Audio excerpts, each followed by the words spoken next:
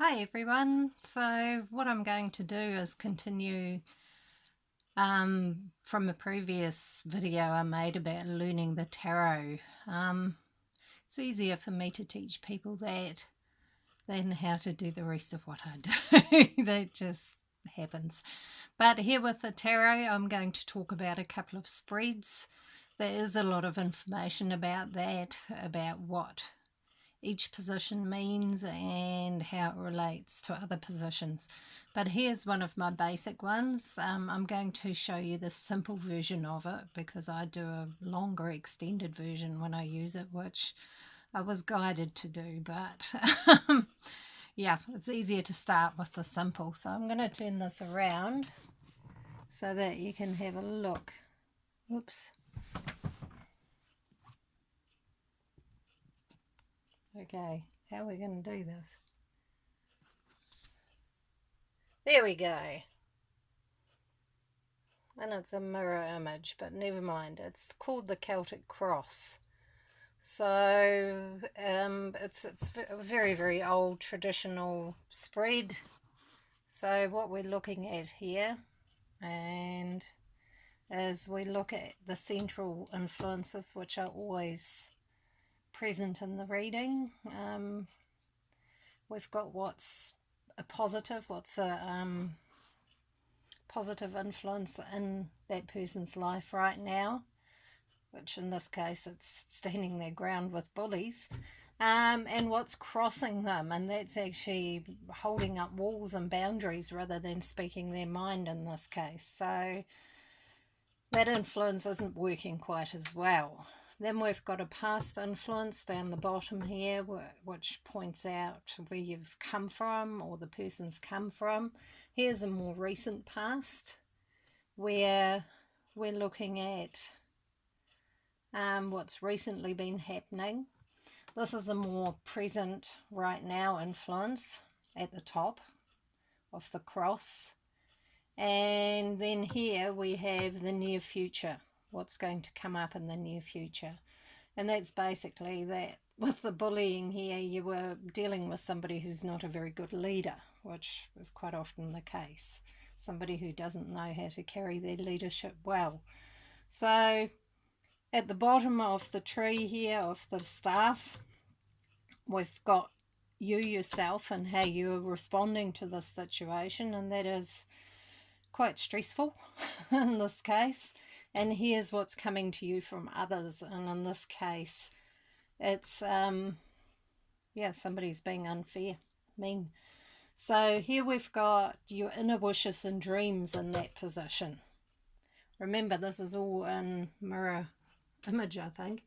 So we've got your inner desires, what you'd like, and it's showing me here that you would like a more unconditional, equal friendship with this person. This is your outcome, and it looks like whoever's having their cards read, whether it's you or someone else, is going to look towards their future and make some other plans. So this is your long-term future. When I do a Celtic cross, I actually carry on after that to go more in depth with things. But so that is a very, very simple and easy to learn tarot spread. It's in all the books, so if you can't remember all of this, have a look online. There's lots of instructions for things like that. And remember, the tarot, some of the cards look a bit grim, but their meanings are actually not as bad as they seem. I mean, this guy, he looks absolutely horrendous. But, you know, it could be psychological manipulation or just outright bullying that's going on. It doesn't necessarily mean physical violence or fighting as such. So what I'm going to show you next is, I'll just give them a good shuffle, is a really quick spread. It's a really handy one to do just if you want a quick overview into something, and that's called the past, present and future spread. So we've got that here. It's just 3 cards. It goes from the left to right, which is back to front here. So from the left it's your past, the middle is the present, and on your right is what's coming in the future. It's a really good one if you just want a quick insight into something that's going on in your life or somebody else's. It's a nice one also if you've done a full Celtic cross and the person says, oh well, can you just look at this for me because I want a little bit more clarity on that. So it's a nice one to be able to pop up with and say, okay, we'll just do this, and you hand the cards back to the client, let them shuffle them, and then you do the spread. It's actually one of the most interesting things I notice when I'm doing the fairs, and I'm doing a lot of readings every day, and I always use the tarot there. I don't use them online hardly ever, but because I have time up my sleeve to really work. But at fairs the tarot is priceless. It keeps me on track. Otherwise it can all get a bit waffly when you're trying to squeeze it into half-hour appointments. But yeah, the shuffling. Often people go, oh my God, I'm not very good at that. It's not about how well the other person shuffles them. I've had people in here with terrible arthritis. I had a woman once with only one hand. She was born with only one hand.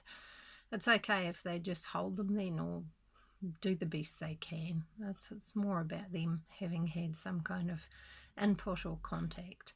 Because much like healing, reading is actually a cooperative thing. I've had people come in here to test me, and they've got walls up like you wouldn't believe. They're like this energetically.